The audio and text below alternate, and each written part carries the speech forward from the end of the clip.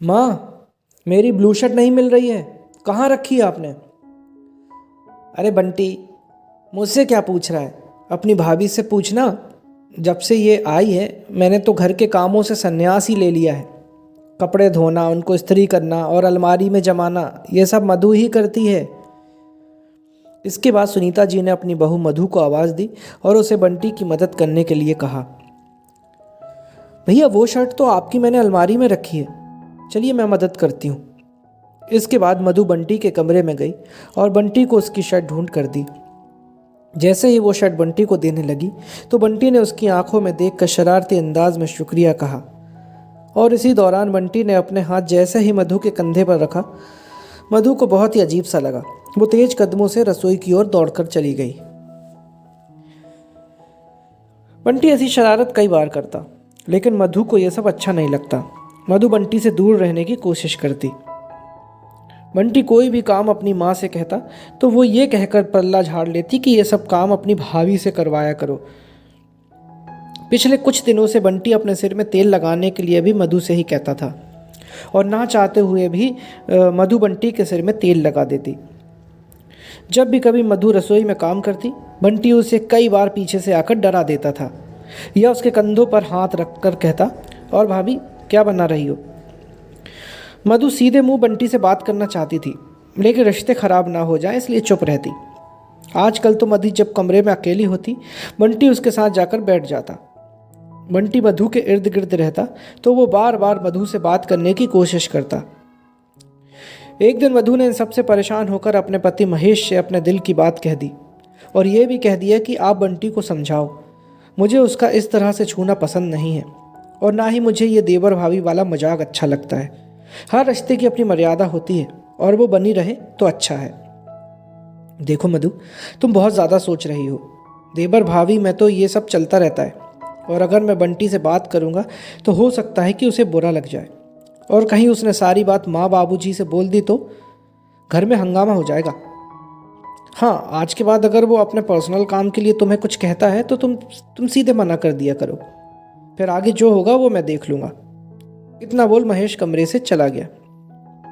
अगले दिन बंटी ने मधु से सिर में तेल लगाने के लिए कहा, लेकिन मधु ने साफ इनकार कर दिया।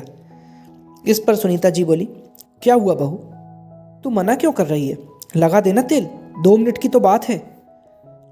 माँ, ये क्या कोई बच्चा है? कुछ ही सालों में इसकी शादी हो जाएगी और इसे जिम्मेदार बनना और अपने काम स्वयं करना सीखना होगा। आज के बाद मैं इसका कोई काम नहीं करूँगी और आप भी मुझे मजबूर मत करना। इतना बोल मधु अपने कमरे में चली गई और पीछे पीछे सासू माँ भी आ गई। क्या बात है मधु, मैं देख रही हूँ आजकल बंटी के प्रति तुम्हारा रवैया ठीक नहीं है। माँ जी, कुछ बातें मुझे अच्छी नहीं लगती।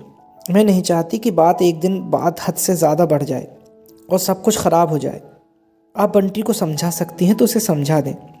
उसकी बच्चों जैसी हरकतें मुझे पसंद नहीं हैं। सुनीता जी ने उसे गुस्से से घूरा और बोली, मुझे मेरे बेटे पर पूरा यकीन है, वो कुछ नहीं कर सकता। तुम्हें गलतफहमी हुई है और ये बात तुम जितना जल्दी दिमाग से निकाल दो उतना ही अच्छा है। पति और सास से अब मधु को कोई उम्मीद नहीं थी। उसे समझ आ गया था कि अब उसे खुद ही कोई कदम उठाना होगा। हिम्मत करके एक दिन मधु बंटी के कमरे में गई और बोली, देखो बंटी, तुम मेरे लिए मेरे भाई जैसे हो और मैं तुम्हारा सम्मान भी करती हूँ, लेकिन मुझे ये देवर भाभी वाला मजाक पसंद नहीं है और ना ही कंधों पर हाथ रखना, ये सब मुझे अच्छा नहीं लगता।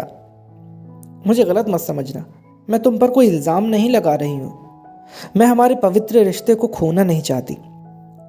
मैं चाहती हूँ कि तुम हमेशा मेरा छोटा भाई बनकर रहो और हमारा रिश्ता हमेशा ऐसे ही बना रहे। भाभी, मेरा भगवान जानता है कि मेरे दिल में आपको लेकर कोई गलत मंशा नहीं है।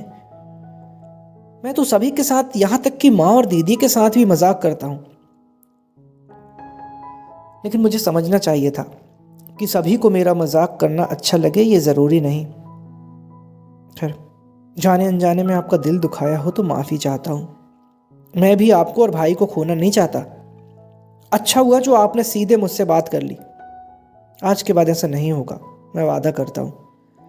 देवर भाभी का रिश्ता तो माँ बेटे जैसा होता है और मैं ऐसा कोई काम नहीं करूँगा जिससे ये पवित्र रिश्ता दागदार हो। बंटी के इतना कहते ही मधु के दिल का सारा बोझ हल्का हो गया और वो बोली, मैं भी अपने भाई समान देवर को खोना नहीं चाहती, इसलिए बहुत हिम्मत करके आपसे बात करने आई हूँ। आप भी मुझे गलत मत समझना। मधु ने अपने मन की सारी बात बंटी से कही तो बंटी ने भी भाभी की भावनाओं का सम्मान किया और उसकी बात को समझना, रिश्तों के बीच पनपती गलतफहमियां समय रहते ही हट गईं। दिवाली के दिन सभी ने मिलकर दिवाली मनाई। मधु और बंटी को एक साथ हंसता मुस्कुराता देख सुनीता और महेश दोनों भी खुश थे। रिश्तों पर जो अंधियारा छाने वाला था वो समय रहते मधु और बंटी की समझदारी से छट गया।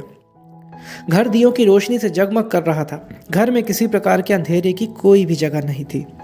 तो दोस्तों, कई बार जैसा हम सोचते हैं वैसा होता नहीं है। गलतफहमी का शिकार कोई भी हो सकता है, लेकिन समय रहते इन्हें दूर कर लेना चाहिए। मन में कोई बात रखने से अच्छा है सारी बात स्पष्ट कह दी जाए। तो दोस्तों, आप इस बारे में क्या सोचते हैं मुझे कमेंट सेक्शन में ज़रूर बताएं। और अगर आपको कहानी अच्छी लगी हो तो इसे एक लाइक ज़रूर करें। आपका एक लाइक हमें प्रोत्साहित करता है आगे भी ऐसी और अच्छी कहानियाँ आप तक पहुँचाने के लिए। और सब्सक्राइब करें अपने इस चैनल को ताकि मेरी हर कहानी सबसे पहले आप तक पहुँचे। Thank you.